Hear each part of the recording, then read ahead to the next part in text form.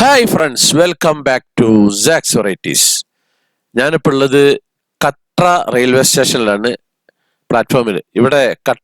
ഇവിടെ വരുന്ന പാസഞ്ചേഴ്സിന് വെറും 300 രൂപക്ക് ഒരു ദിവസം താമസിക്കാനുള്ള സ്ഥലവും കാര്യങ്ങളുണ്ട്. അതിന് പുറമെ ഒരു ബ്രേക്ക്ഫാസ്റ്റ് ഫ്രീ ഉണ്ട്. അപ്പൊ ഇതിനെ പറ്റിയിട്ടുള്ള ഒരു എപ്പിസോഡാണ് നമ്മുടെ ഇന്നത്തെ എപ്പിസോഡ്. അപ്പൊ നിങ്ങളിത് സ്കിപ്പ് ചെയ്യാതെ മുഴുവനായിട്ട് കാണണം.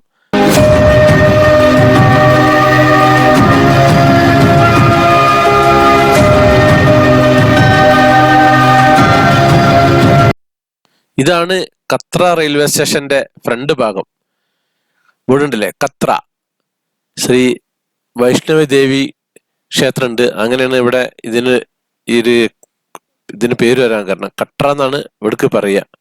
ഇവിടെ ഞാൻ പലതവണ വന്നിട്ടുണ്ട്. പിന്നെ മുമ്പ് വന്ന സമയത്ത് ഒരു മഴയൊക്കെ ഉണ്ടായിരുന്നു. ഇപ്പൊ അത്യാവശ്യം നല്ല വെയിലും കാര്യങ്ങളൊക്കെ ഉണ്ട്. അപ്പൊ നമുക്ക് ഇനി ഇവിടുത്തെ ബാക്കി കാര്യങ്ങളൊക്കെ അങ്ങനെ കാണാം.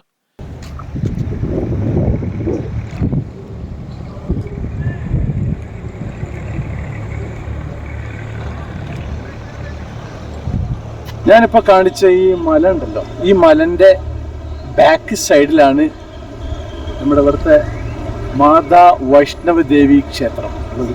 ഇതിൻ്റെ ബാക്കിൽ അതാണ് ഇവിടെ കത്ര റെയിൽവേ സ്റ്റേഷനാണിത്. കത്ര റെയിൽവേ സ്റ്റേഷൻ്റെ നേരെ മുന്നിൽ നിന്ന് നോക്കിയാൽ കാണുന്ന ആ മലൻ്റെ നേരെ അപ്പുറത്തെ സൈഡിലാണ് ഈ മാതാ വൈഷ്ണവ ദേവി ക്ഷേത്രം ഉള്ളത്.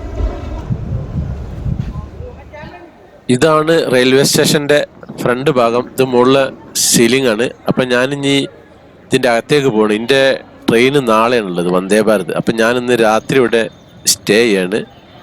അപ്പൊ ഇവിടെ ഈ സ്ക്രീൻ ഉണ്ടല്ലേ, ഇതിന്റെ അകത്ത് കൂടി അങ്ങനെ അങ്ങോട്ടേക്ക് പോവാണ്. ഇതിന്റെ അകത്തെ കാഴ്ചകളൊക്കെ നമുക്ക് അങ്ങനെ കാണാം. ഇവിടെ ഒന്നായിട്ട് ജനങ്ങൾ വന്ന് ഇരിക്കുന്നുണ്ട് ഇവിടെ അങ്ങനെ.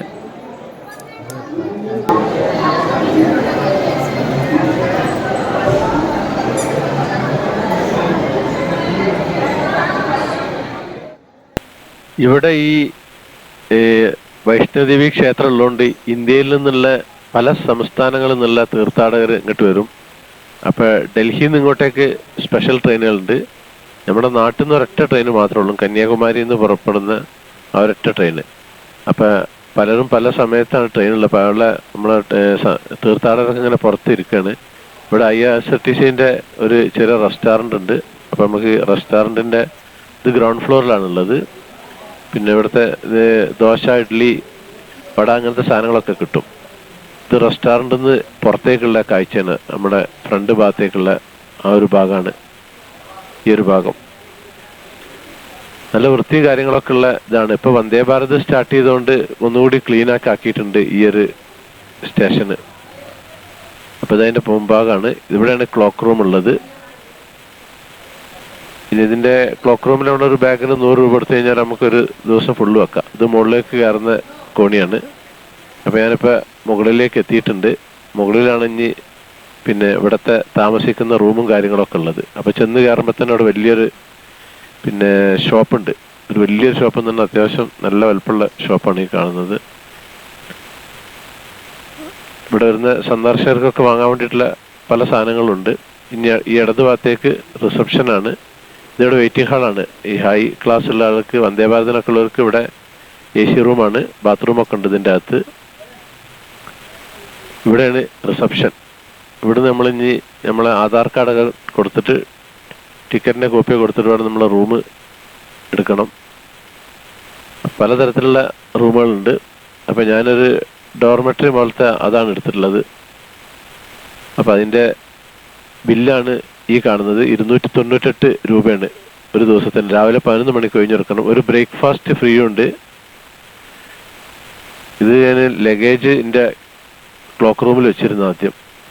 അപ്പം നമുക്ക് റൂമിൻ്റെ അങ്ങോട്ടേക്ക് പോവാം. ഇതിൻ്റെ അടുത്തുകൂടി ഇങ്ങനെ വന്ന് 231 നമ്മുടെ റൂം നമ്പർ അതിൽ കാണിക്കുന്നത്.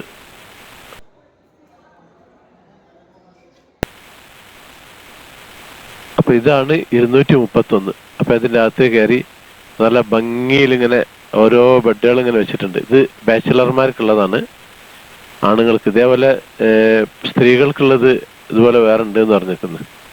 അപ്പോൾ നല്ല വൃത്തിയിൽ നല്ല ഭംഗിയിൽ നല്ല ഉഷാറാക്കി വെച്ചിട്ടുണ്ട്. കട്ടില്, തലയണ ഒക്കെ ഉണ്ട് ഇവിടെ. ഇതിവിടെ ലോക്കറാണ്. ഇത് ഈ സൈഡിൽ നിന്നുള്ളൊരു വ്യൂ ആണ്. ഇതൊരു ലോങ് വ്യൂ ആണ് ഈ കാണുന്നത്. അപ്പോൾ ഇവിടുന്ന് പുറത്തേക്കുള്ള വ്യൂ ഫ്രണ്ട് ഭാഗമാണിത്. ഇതാണ് ഫ്രണ്ട് ഭാഗം. ആ മല, അതിന് മലയുടെ അപ്പുറമാണ് നമ്മുടെ അമ്പലം നിൽക്കുന്നത്. നല്ലൊരു കാലാവസ്ഥയാണ്. ഇതാണ് ടോയ്ലറ്റും കാര്യങ്ങളാണ് ഇവിടെ ഉള്ളത്. ഇവിടെ ഒരു ബോർഡും കാര്യങ്ങളൊക്കെ ഉണ്ട്. അപ്പം ഞാൻ അവിടുന്ന് ഹാളിൽ നിന്ന് പുറത്തിറങ്ങിയിട്ട് ഇവിടെ വേറെ സിംഗിളായിട്ടുള്ള റൂമുണ്ട്. അപ്പോൾ അതൊന്ന് കാണാൻ പോവാണ്. കണ്ടമാൻ ഏരിയ ഉണ്ട്. കാരണം ഇവിടെ തീർത്ഥാടകർ വരുന്നതുകൊണ്ട് ഇഷ്ടംപോലെ ആളുകൾ വരില്ല ഉണ്ട് എന്ന് അവിടെ പറഞ്ഞു കേട്ടത്. അപ്പം ഇതാണ് ആ ഒരു റൂം. ഇതിൽ ഒരു വലിയൊരു കട്ടിലുണ്ട്, പിന്നെ ഒരു ചെറിയൊരു കട്ടിലുണ്ട്. ഇതിന് 1000 രൂപയാണ് ചാർജ് എന്ന് പറഞ്ഞു പുള്ളിക്കാരന്. ഇതിവിടുത്തെ ഷോറൂം ഞാൻ നേരത്തെ കാണിച്ചില്ലേ, അതിൻ്റെ ഉൾഭാഗമാണ്. അത്യാവശ്യം ഡ്രസ്സ് കാര്യങ്ങൾ, പിന്നെ നമ്മൾ അമ്പലത്തിനോട് ബന്ധപ്പെട്ടുള്ള അവിടുത്തെ അതിൻ്റെ സ്റ്റിക്കർ കാര്യങ്ങൾ, പുരുഷന്മാരത് സ്ത്രീകളത് എല്ലാ സംഭവങ്ങളും ഉണ്ട് ഇതിൻ്റെ അകത്ത്.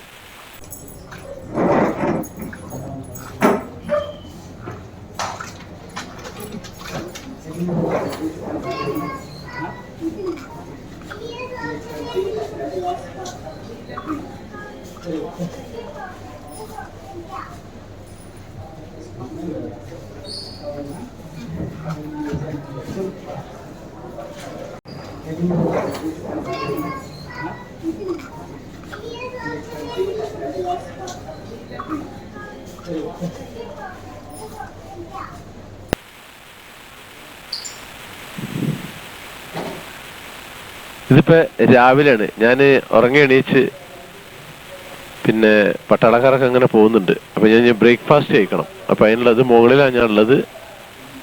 ഈ റിസപ്ഷന്റെ ആ ഒരു ഭാഗത്ത് തന്നെയാണ് അവരെ റെസ്റ്റോറന്റ് ഉള്ളത്. അപ്പൊ റെസ്റ്റോറന്റിൽ കയറാൻ പോവാണ് ഞാൻ. ഇതാണ് റെസ്റ്റോറന്റിലേക്കുള്ള വഴി. ഇതിലെ അങ്ങനെ വന്നിട്ട് ഇതിലായിട്ട് കയറിയാൽ മതി. ഒരു നീളത്തിൽ ഇങ്ങനെ ഒരു സംഭവം ഉണ്ട്. ഇതാണ് എൻ്റെ കൂപ്പണ്. അപ്പൊ കൂപ്പൺ ഞാൻ അവിടെ കൊടുത്തിട്ടുണ്ട്.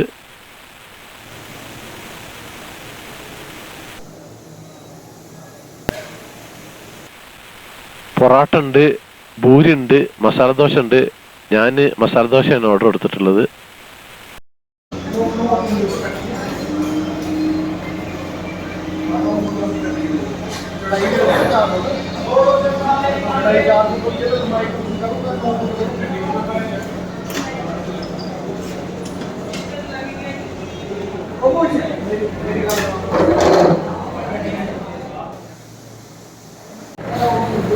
മസാല ദോശ, പൂരി, ചപ്പാത്തി, ഈ ഇതിലേതെങ്കിലും ഒരു ഐറ്റം കോംപ്ലിമെൻ്ററി ഉള്ളതാണ്. നമുക്ക് ബ്രേക്ക്ഫാസ്റ്റ് കഴിക്കാം. മസാല ദോശ.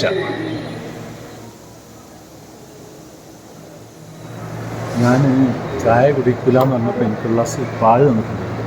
പിന്നെ ഒരു നെയ്റോസ്റ്റൊന്നും ഒന്നുമല്ല കേട്ടോ ഇവിടെ.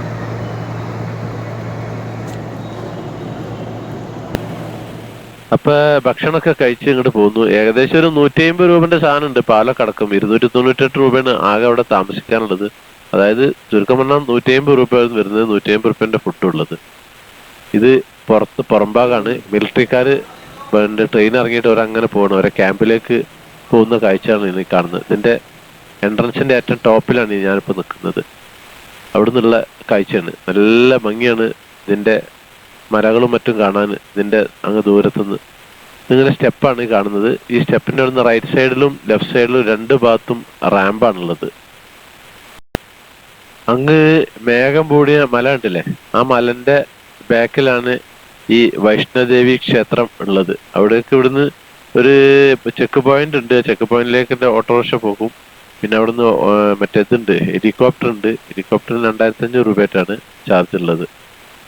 ഇപ്പൊ തീർത്ഥാടനം കുറച്ച് നിർത്തിയിട്ടുണ്ട്. കാലാവസ്ഥ മോശമായതുകൊണ്ട് ഇപ്പൊ ആ ഭാഗം ക്ലോസ് ചെയ്തിട്ടുണ്ട്. ഇതാണ് ഞാൻ നേരത്തെ പറഞ്ഞ റാമ്പ്.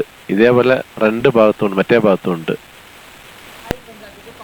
ഈ മണ്ണിടിച്ചിലൊക്കെ ആയിട്ട് റോഡ് ബ്ലോക്കും കാര്യങ്ങളൊക്കെ. അപ്പൊ അതിനെ പറ്റിയിട്ട് കാശ്മീർ ടിവിക്കാര് ഒരു ഇന്റർവ്യൂ നടത്താണ്. അദ്ദേഹത്തിന്റെ കഴിഞ്ഞിട്ട് ഇന്നെ വിളിക്കാന്ന് പറഞ്ഞിട്ടുണ്ട്. ഇപ്പൊ കുറച്ചായിട്ട് ജമ്മുവിലേക്ക് ട്രെയിൻ ഓടുന്നില്ലല്ലോ. അപ്പൊ അതിനോട് ബന്ധപ്പെട്ടിട്ട് ഇവര് TV ചാനലുകാർ ഇങ്ങനെ പലരോടും ഇങ്ങനെ ഇന്റർവ്യൂ ചെയ്യുന്നുണ്ട്.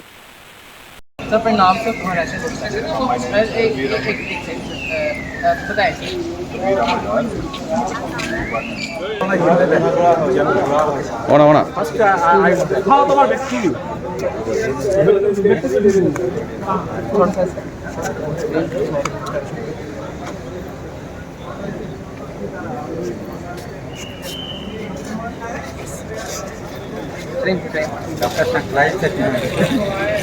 First, I will tell some details. Okay, how to travel like that. Okay. Sir आपका नाम? My name is Zakaria. एक साथ आपका नाम, कहाँ से आप आए हुए हैं? वंदे भारत का सफ़र करके आप कश्मीर से कटरा पहुँचे हैं, कैसा सफ़र था और क्या ये वरदान साबित हो सकता है कि जहाँ पर रामबन वाली साइड हाईवे बंद रहते हैं, यहाँ पर 12-12 घंटे लगते थे श्रीनगर पहुँचने में और ये 3 घंटे का सफ़र था, कैसा रहा सर बताएं? ഞാൻ കേരളക്കാരനാണ്, മലപ്പുറം ജില്ലയിലെ പെരിന്തൽമണ്ണയിലാണ്. ഞാനിവിടെ ഒരു ഗ്രൂപ്പ് ലീഡറായിട്ട് വന്നിട്ടുള്ളതാണ്. അപ്പോൾ ഇവിടെ ഈ ഫ്ലഡ് ഉണ്ടായ ശേഷം കംപ്ലീറ്റ് റെയിൽ സർവീസ് കംപ്ലീറ്റ് താളം തെറ്റിയ ശേഷവും അതിന് പുറമെ ഹൈവേ ഒരുപാട് ഭാഗത്ത് മണ്ണിടിച്ചിലും പ്രമാണിച്ചിട്ട് ട്രെയിൻ സർവീസ് ഇല്ല. അപ്പോൾ എല്ലാവരും ഖത്തറിനെ ഡിപ്പെൻഡ് ചെയ്യുന്നു. ഖത്തറയിൽ വന്നിട്ട് ഖത്തറയിൽ നിന്ന് പിന്നെ ശ്രീനഗറിലേക്ക് പോകണം. ആ ഒരൊറ്റ സർവീസാണുള്ളത്. അതല്ലെങ്കിൽ പിന്നെ ജമ്മുവിൽ നിന്ന് ഇറങ്ങിയിട്ട് ജമ്മുവിൽ നിന്ന് നേരെ ശ്രീനഗറിലേക്ക് വൈഷ്ണവണം.